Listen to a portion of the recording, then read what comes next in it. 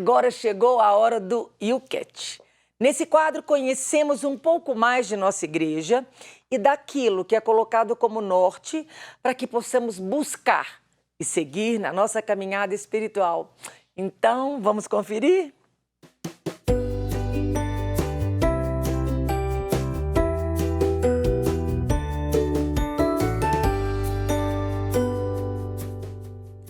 E hoje vamos realizar o YouCat com o nosso querido Padre Wellington Santos. Bom dia, Padre Wellington. Alegria tê-lo, senhor, mais uma vez conosco. Sua bênção. Bom dia, Moninha. Deus te abençoe, abençoe a todos que estão em casa. De fato, manifestar a alegria de a gente poder partilhar um pouco mais sobre aí a nossa doutrina, especialmente com dicas importantes para a prática da nossa vida cristã. Uma alegria, Moninha. Verdade, Padre. Como a palavra de Deus fala, bater e a porta se abrirá, pedir e receberá. Aí, Padre, tem tantas dúvidas acerca disso, mas a primeira coisa é por que motivo devemos pedir a Deus? Essa pergunta é interessante, Monique. Quando a gente para pensar na oração, a gente sempre traz o elemento súplica. A gente sempre pede. Porque a oração não é só isso, né? A oração é essa oportunidade que a gente tem de um diálogo fecundo com Deus, um diálogo aberto, um diálogo fraterno, amigo mesmo. Então, em que a gente para poder partilhar a vida. Mas a gente acaba, né, colocando aí no meio da nossa oração sempre os nossos pedidos. Aí a gente deve se perguntar, por que então nós devemos pedir a Deus? Porque Deus nos conhece, Deus sabe as nossas necessidades. Por Deus, não precisaríamos fazer as nossas súplicas, os nossos pedidos, porque Ele sabe as nossas necessidades e nos atende nela. A forma, né, o pedir a Deus é uma realidade que nos toca, é uma necessidade para a gente poder parar, avaliar a nossa vida, pesar aí as nossas necessidades, para a gente não se perder pedindo coisas que não precisamos de verdade, ou que pode ser até necessário, mas não vai trazer a felicidade que a gente acha que vai trazer. Então, esse pedir a Deus devia estar aí, né, nas nossas orações, junto com uma profunda reflexão sobre o que isso vai impactar a nossa vida, como isso vai mudar aí a nossa história.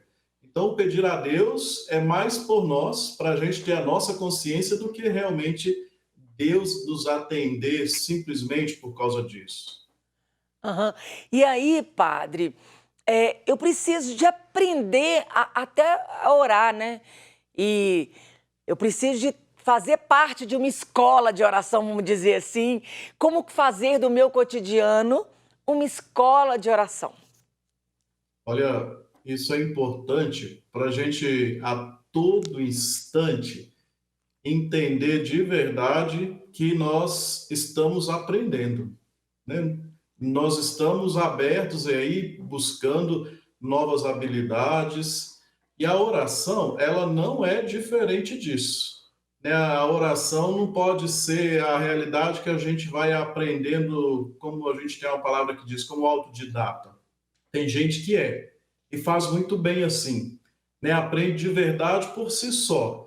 Mas a oração, como todas as outras habilidades, exigem a cadência, a fidelidade, exigem ritos e formas, mas, acima de tudo, exige uma abertura de coração. Então, o cotidiano é esse lugar que a gente precisa fazer como que uma escola de oração em nossas vidas, para que nós consigamos, né, dar um bonito testemunho, né, para que a gente consiga criar cada vez mais intimidade com Deus. Então, é fazer do nosso dia a dia, né, de todos os momentos aí da nossa vida, de fato, como se fosse uma grande escola de oração que nos ensina a rezar. E aí, Moni, acho que você também deve ter experiências assim, né, de acontecimentos no dia a dia ou de pessoas que falam alguma coisa que ali nos dão uma lição imensa sobre a oração, sobre a intimidade com Deus. Isso é muito bonito. Padre, quando se deve orar? Então, olha, o catecismo vai nos dizer que a gente deve rezar de manhã, depois durante as refeições e à noite. Mas é uma realidade bonita para a gente pensar assim, a oração deve ser algo presente constantemente na vida. Nesses horários maiores, se a gente for pensar assim, olha, de manhã eu vou acordar, vou rezar, pedir a bênção de Deus, para que eu consiga, ao longo de todo dia, ser fiel a Ele, né, atento à vontade dEle e dar continuidade nos projetos de evangelização, de vida. Nas refeições, é reconhecer tudo como dádiva de Deus, né, especialmente rezar por aqueles que não têm, né, o pão em suas mesas, e à noite, o momento da gente poder agradecer por um dia vivido, né, para a gente poder apresentar um exame de consciência. Então, esses horários maiores que nós deveríamos orar. Mas lembrando, a oração deve ser algo constante na nossa vida. Uhum. O apóstolo Paulo, ele fala assim: orai sem cessar em todas as circunstâncias, porque essa é a vontade de Deus ao nosso respeito. É possível orar sem cessar? Pois bem, é possível, desde que a gente entenda assim, olha, que a nossa vida é oração e que a nossa oração é vida. Então, quando a gente junta esses dois elementos importantes, da oração e vida, aí a gente vai perceber que toda a nossa existência, todo o nosso dia a dia vai ser uma oração. É tão bonito quando, né, a gente olha pessoas que estão aí nas suas atividades as mais corriqueiras possível. Às vezes cozinhando, arrumando a casa, num trabalho qualquer que esteja desempenhando, a gente percebe na pessoa uma atitude diferente.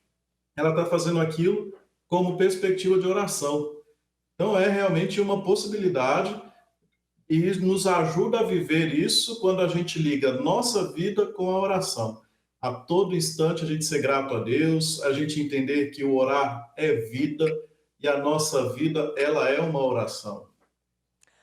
Padre, é interessante o senhor falar oração de agradecimento, né?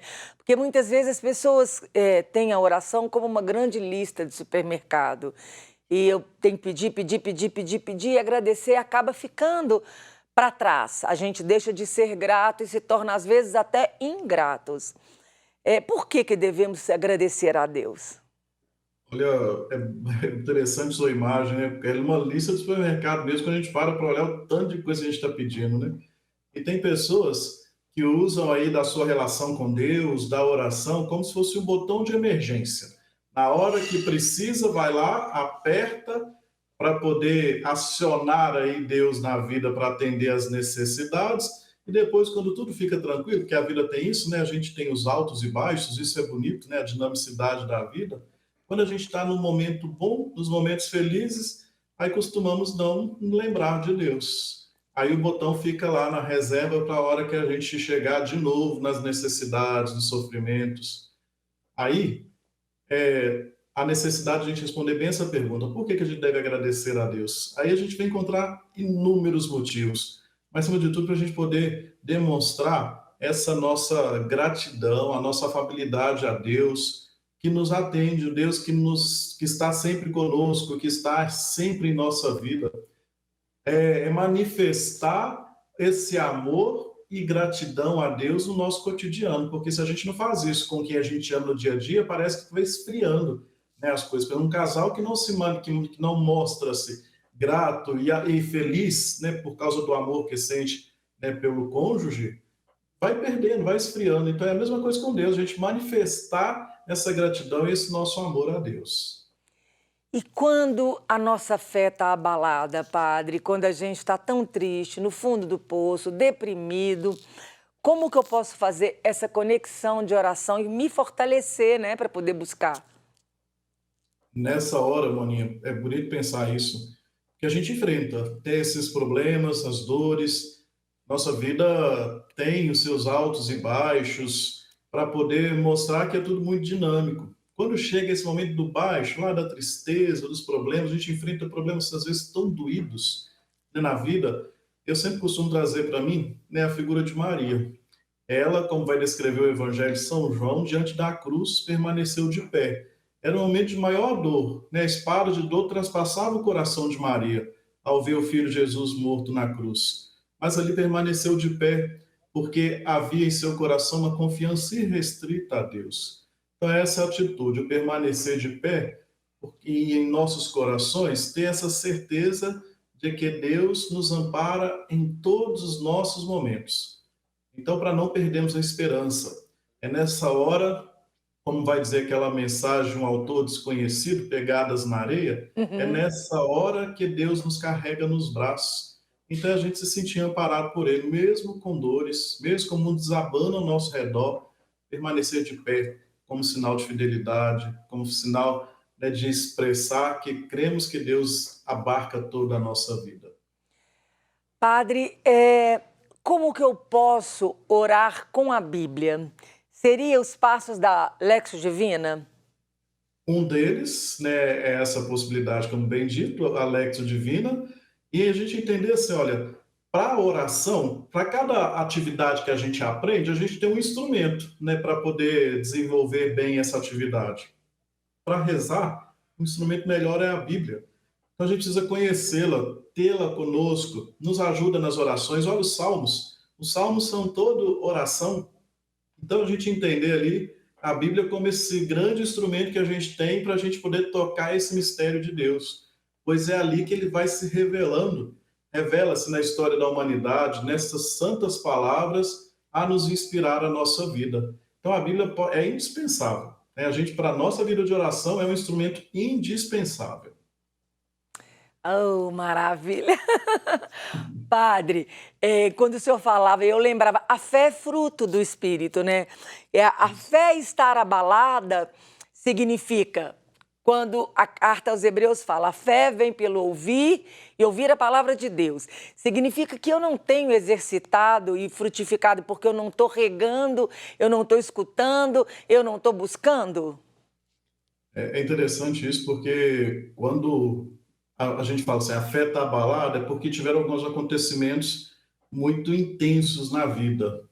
É como que numa tempestade, daquelas muito fortes, igual você está andando ou dirigindo, uma tempestade muito forte, você fica perdido, você não sabe o que vai acontecer, então o melhor é parar. Então, nessa hora, quando a fé começar a ficar aí provada, para, para e busca o centro aí da sua vida, o rumo, para a gente não se perder, porque de fato as tempestades, os problemas que a gente enfrenta, pode nos tirar aí desse centro, né, deste canal de comunicação com Deus, que é a nossa fé, que é o crer, de fato, em Deus, né, que abarca a nossa vida.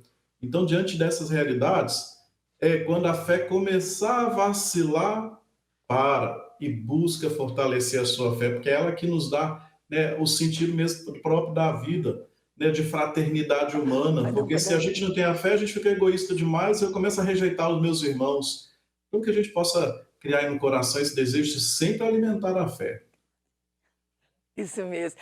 Padre, é tão maravilhoso isso, é tão maravilhoso, é porque a liturgia de hoje, né, Padre, a primeira leitura de Isaías que fala, eu sou o Deus que cuido de você, isso é maravilhoso. E quando a nossa fé estiver abalada, a gente precisa lembrar disso mesmo. Suas considerações finais e sua bênção. Agradeço muito, Moninha, e fica para todos que nos acompanham agora, que busquem viver aí, né, a sua vida de oração. Alimentem muito a vida de oração, porque ela nos conecta a Deus, e aí é certo que a gente vai ter as muitas graças necessárias para a gente poder ser feliz. Então, que a bênção agora possa ser fecunda aí no coração de cada um, no lar. Que Deus abençoe generosamente o lar de cada um de vocês. O Senhor esteja convosco. Ele está no meio de nós. Abençoe-vos o Deus rico em amor e misericórdia, Pai, Filho e Espírito Santo. Amém.